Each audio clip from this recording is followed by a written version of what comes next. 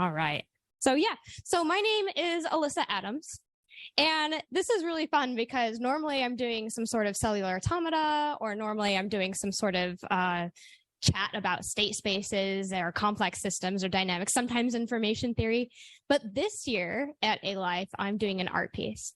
And I've never done an art piece like this before. Even though before I was a scientist, long before I was a scientist, I was actually an artist. And I love doing art. I love doing different mediums. I've done a lot of music. I've done a lot of performance art on the street, which is really fun. Don't ask me about that.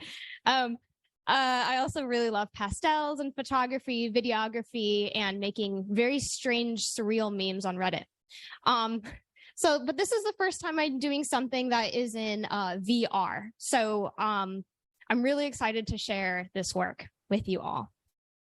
So the theme of the conference, of course, is Ghost in the Machine, but it also reminded me a lot of Ghost in the Shell, which is, you know, the title of that super cool anime that is like one of the top animes. And if you haven't seen it, by the way, you must leave this room and go watch it immediately. It's so good. So I took a little bit different interpretation of that phrase, ghost in the shell, because normally I think when we think about it is like ghost in the machine, we're thinking of like this idea of like there's some sort of consciousness, you know, we're like bags of meat, or maybe our computers are some sort of like rocks and sand and electricity, and there's some sort of ghost in it, right?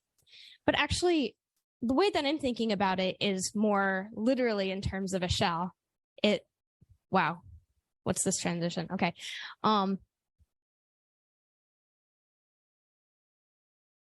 What? Okay. I don't know. Sorry. Okay, that's what's happened. Is a seashell. So how many of you have been to the beach and have seen a seashell on the seashore? Probably most people, right? Okay. Okay. Normally when I see them, I get really unlucky, and they're like this big, and they're like little clams or something like that. And it's like, no.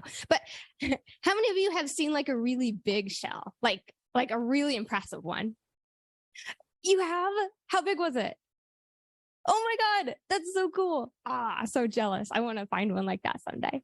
That's so cool. So, you know, it's often said that, you know, if you take the shell and you put it up to your ear, that you could hear the ocean, right? That's what people say. But there's not really an ocean in that shell, right? What's actually happening is the shape of that shell is taking the ambient noise that's happening outside that our brain normally is tuning out. And that shape of the shell is changing the frequencies. It's resonating within to change the frequency. So when we hold it up, we hear something that's a little bit different that our brain isn't used to tuning out. Not really an ocean, right? But I think that the shape of an object is so interesting because the shape often sometimes makes us think that there's something about that object that's a little bit different. It makes us go, well, that's strange. Like in the shell, it's kind of like an ocean. But in this case, oh my God, seriously. They can't just be this for every single one. Okay. Yeah. So another example I think that's really interesting is lens flares. You know, and this isn't something that really happens so much anymore because cameras have gotten a lot better. But with older cameras, it was always said that if you see a lens flare, you know, it could be a ghost. And I think in the way olden days, don't quote me on this, but a lens flare would often be like the soul of a person. I think some people would say something like that.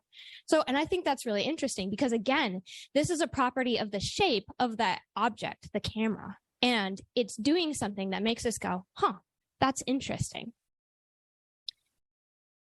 And here's another example of a flare, a lens flare as well. So this, I mean, if I showed this to somebody who was into photography maybe 70 years ago, somebody could be like, that is definitely a ghost. So it's a ghost in a shell, but that shell is, in this case, a camera. Okay, so now it's time for a story, a ghost story, because we're talking about ghosts. Now, I come from a family, one of those families who actually had their own ghost, a poltergeist, I mean, not like there was actually a disembodied spirit going around, knocking around the lamps and everything. But when I was growing up, a lot of people in my family actually did believe this was happening. So we had this house that a lot of us would gather at. Most of the people would come and we'd have really big parties there. And for many, many decades, there was this ghost that people would swear was living there. And this ghost's name was Bill. Bill the ghost. And this is the shelf. And Bill would always go around knocking stuff off the shelves all the time. Pictures would fall, salt and pepper shakers would fall, even not on the shelf too. Like we would go up to we would have something that was hanging on the wall, just like a regular wall. And then in the middle of the day, or even worse, in the middle of the night, kablam, it would fall down. And it was the ghost. It was Bill, right? Yeah, the ghost in the shelf, exactly. That's nice. And I lived in this house for a year. This is my bedroom, and it is a little bit spooky looking, right? It's kind of an old house. It was built in the 1950s. It had a lot of potential for being kind of haunted. So you had these like old clocks, you have these like old farming washboards and things like that. And then there's this lamp. I really like this lamp, but this lamp scared the absolute whatever out of me. Your choice of word there. So when I was a kid, I was spending the night, and this lamp would turn on when I was asleep. And then it would turn off. My heart's pounding because, I'm 10. And I'm like, oh my God, the ghost is here, the ghost. And it would turn on and then it would turn off. But it turns out this lamp is just really old. And if you looked at the plug, it's like rusted, like it's terrible, right? And then finally, another picture of what's happening with this ghost. So to add to this, it's not just the shape of the house that made us all think that this was a ghost. It's also the history behind the house. The plot of land that this house was sitting on had a lot of war. There were arrowheads that we would find buried in the dirt, but there was also cannonballs that were buried in the dirt as well. This was stuff you could just go outside, dig around and find some stuff. But also, it turns out, so somebody in my family did some really nice history here. And what they found was that there was a settlement only a half a mile from this plot of land called Agua Manza. And it was a really bustling city in the Southern California area. And in fact, if it was, continued to thrive till today, it could have been the capital of California. It was that big. It was that established. But after 20 years, after being, really big and popular, a huge flood came and swept the entire town away. And it was so bad that most of the bodies were never recovered. And they tried to have like a grave markers and, things like that. But unfortunately, none of the graves were kept. It's just sort of like part of history that kind of got swept under the rug. And what happened was we went to go find this grave just because it's interesting. It's in the area. And we did some historical research and we looked really hard, and guess what happened? We did find it, but the year that our ghost was really active was the same year that grave that was closest to the house was paved over by a road. So that's the ghost. So, of course, it's a little bit ridiculous to think that there was actually a disembodied spirit. But, what I learned from that story was, the shape and the history and the context of something really does make something feel a little bit more than what it might be. It's like kind of a silly interpretation of it's more than the sum of its parts, right? So anyways, right, this is a picture of the flood. You could see how devastating it is. But I also wanted to know, when I was a little kid, when I was 10 years old, what is it like to be a ghost? I had this really active imagination. What is it like to sort of fly around? I died in the 1850s and now I'm going to knock stuff off your shelf. What is it like to be like that? And so I always wondered, what is it like to be a ghost? But that's a really difficult question, because it's almost like asking, okay, what is it like to be a computer? What is it like to be a seashell? What is it like to be a camera?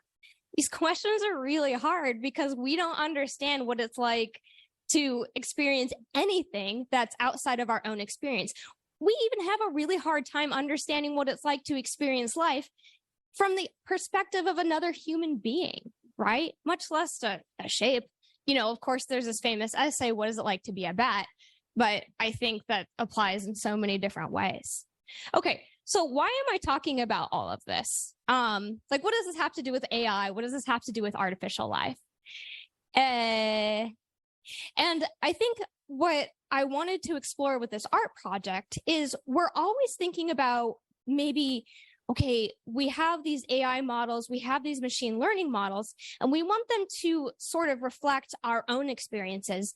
But we oftentimes don't pause to think what it would be like to experience what they're experiencing. Like, what would it be to be Chat GPT-4? Like, what does that feel like, right? What does it feel like to be like one of these weird motion? What would it feel like to be a cellular automata even? And that's really hard, but because, you know, we don't really understand what experience is. But I thought, well, you know what? Maybe there's something we can do about it. So last winter on Twitch, the streaming website company, whatever it is, there was this AI generated show called Nothing Forever. So, and it's sort of like a parody on Seinfeld. I think it was trained on all of the Seinfeld scripts. So, but basically I'm going to show you an example of what these guys are doing. I thought this was just the funniest thing. So you have this parody of the Seinfeld guy. His name is Larry, not Jerry. And then you also have not George, but what was his name? Oh, if I can't remember it. See, like there's Larry. And they sort of like walk around and, you know, they're AI models and it's just, it looks so bad. And like the scripts are so bad, but it was so charming because it was all AI generated. And I thought that was so cute. And I was just absolutely charmed by these guys. And so actually my very first idea for this project was to cosplay one of them and walk around the entire conference doing this. Like, so I thought, okay, well, what would it take? Okay, well, I have to practice like, you know, moving like an AI model that's falling through the floor. So, you know, you might be able to see me like go up to the wall, like,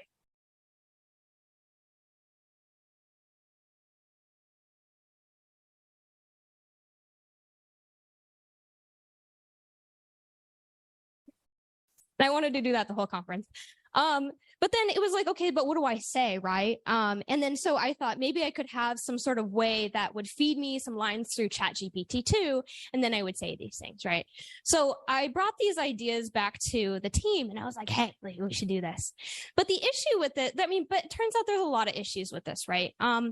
The first thing was, unfortunately, this has been done before. And I didn't want to be like one of those people of like, everybody did this already. So, you know, and, well, okay, whatever. I don't know what's going on. Anyway, so, it's been done before. You know, we have a lot of things that are AI generated and people have done that, but it also gives a really wrong impression about what AI is doing. We don't want it to, it's kind of bad to perpetuate this idea that AI is controlling us and we can do absolutely nothing about it. And I didn't want to do a project that was like expressing that like AI is controlling me and there's nothing we can do about it. I mean, it's funny, it's entertaining, but you know, we wanted to do something that's a little bit deeper. So instead, I asked Nicholas Guttenberg, I said, okay, so what do you think would be really cool instead? And he was like, you know what, let's take a vision model like Clip. And what if we took the attention layers from Clip and we transformed those into something that we can see instead? So rather than having our regular vision with our seashells for our eyeballs, we replaced we supplemented our seashells with artificial intelligence with these AI models. So we're not experiencing exactly what it's like to be Clip or something like that, but instead we're supplementing. We could say we're looking at the attention layers. We're seeing what Clip is paying attention to. We're seeing what ChatGPT is paying attention to. So what we did was we came up with this way, well, actually Nick came up with this way to take a live video feed from OpenAI's Clip, and rather than making it do some sort of prediction about like, is this a dandelion or is this a daisy, forget all that. Actually, I just want to see what the attention layers are doing. And if the weight is very high, then make that part of the picture clear. And if that weight is low, then obscure it from the picture. So what this looks like is this sort of like a cloudy picture. right? But this is actually what Clip's attention layers are seeing. So this is kind of what it feels a little bit like to translate what Clip is doing into something that we can experience. So this is what it's like to be the ghost in Clip AI, or sorry, OpenAI is Clip.